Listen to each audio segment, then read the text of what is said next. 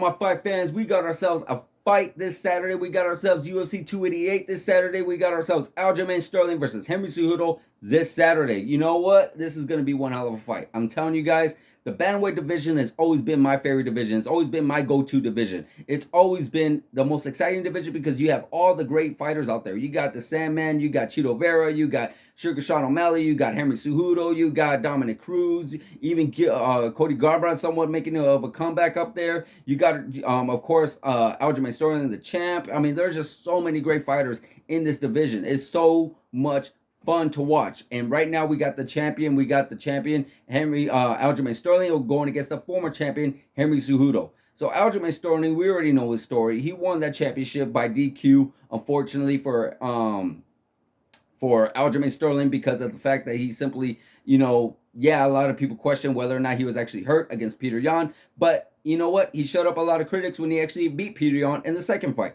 And then, of course, he has more critics coming from him when he fought against TJ Dillashaw. Yeah, he was hurt. But at the end of the day, that's not Aljo Sterling's fault. He went in there to do his job, and he actually did it. He became champion. I was very excited for TJ Dillashaw to return. But you know what? At the end of the day, we did not know that TJ Dillashaw was actually fighting with one arm. It is what it is. So here we are with Henry Cejudo, who's returning after a 3-year layoff. He's never lost the belt. We remember he actually won the belt over Marlon Moraes. The belt was vacant. We remember TJ Dillashaw popped for roids. He vacated it. So it's Henry Cejudo versus Marlon Moraes. Then he actually defended it and stopped Dominic Cruz. Pretty much got him with a knee. And at that point, I believe it was April or May 2020, he retired, stepped away from the game. So he's going to be gone from the game for probably about 3 years, maybe total, give or take, around that time frame. So you got Henry Cejudo coming back after a very long layoff, but it's not like Henry Cejudo was just sitting on the couch. The guy was very much in the gym. He was training people. He was training a lot of people. He was training one of the greatest of all time in John Jones. He trained Figgy, was it Figueroa, who not just beat, but he actually did beat Brandon Moreno. Then he's actually defended. I think he also trained Yang Wen Li or something like that. I believe it was her. I can't remember exactly if it was her. Pretty sure it was. So he's actually been keeping himself busy, and he's actually been keeping himself in really good shape. So now here he is, returning for a championship, for a belt he's never lost, against Aljo Sterling. So guys, let's talk about the fight. How is it going to go down?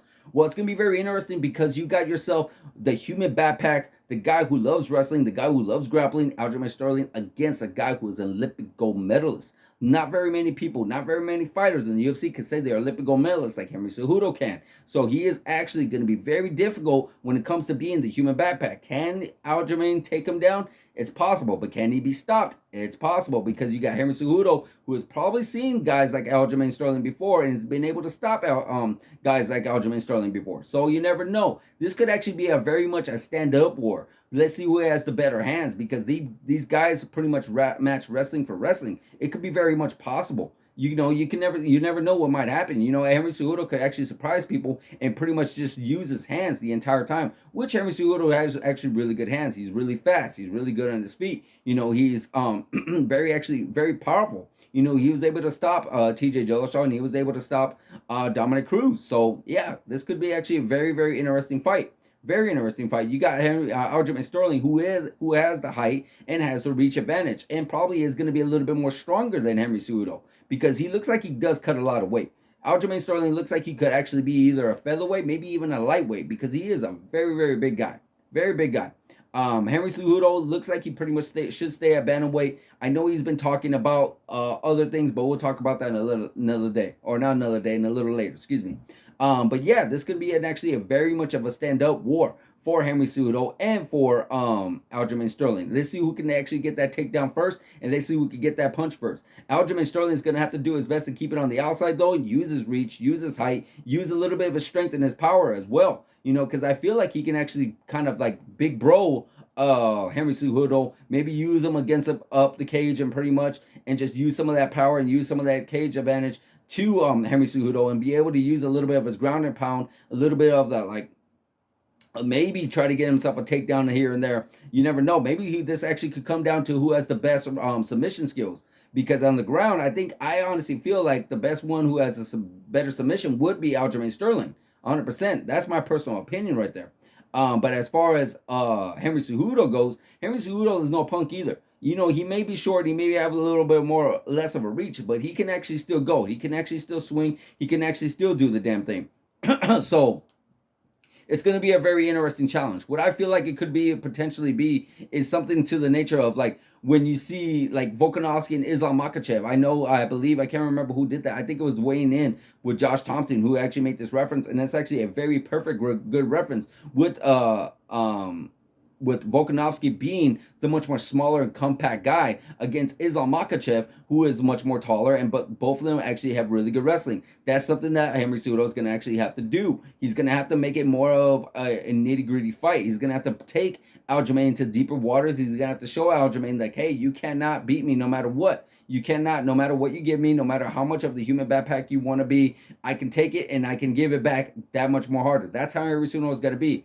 Aljo Sterling is going to have to show him that no matter what you're going to do, I can get you. I'm stronger than you. I am better than you. I'm faster than you. I'm more powerful than you. He's going to have to hurt Henry. He's going to have to make Henry regret trying to kick him, use his leg kicks because he's able to catch him so well and take him to the ground. He's going to have to try to make Henry Cejudo regret trying to throw those knees, be close enough to throw those knees because he's going to be able to overpower those knees and take him to the ground again. He's going to have to really make Henry really keep him guessing and make him frustrated to the fact that he doesn't just want to do as much anymore, and he's going to keep going up and down thinking, shoot, what should I do now? That's how Aljamain needs to do with the fight, 100%. Now who's going to win? Ooh, it's It's a tough one. It's a toss-up for sure. You got Henry Cejudo and you got Aljamain Sterling. My money definitely would probably be on Aljamain, only to the fact that he is actually the fresher fighter.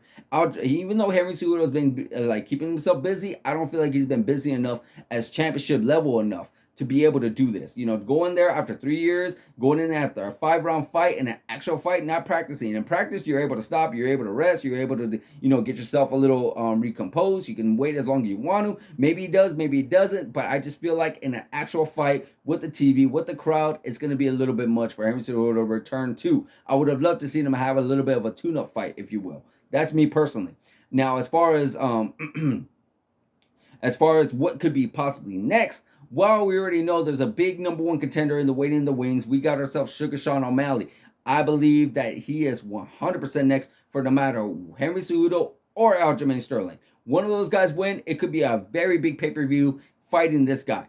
Fighting him, possibly an international fight week, possibly in August, around that time frame. One of these guys, whoever holds that bantamweight strap, definitely go to fight Sugar Sean O'Malley because he is a big star. Probably the biggest star in the bantamweight division. You cannot go wrong. What happens if this person loses? Well, you know what? They're not that far off because Henry Cejudo, again, he could come back or he could actually go up and challenge for the featherweight championship of the world.